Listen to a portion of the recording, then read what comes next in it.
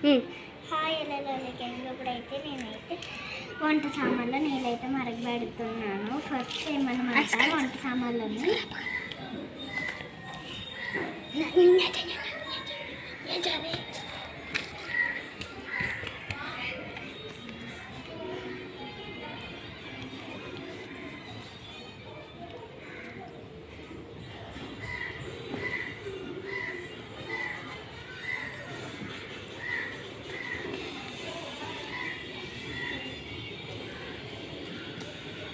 మీరే చూడండి.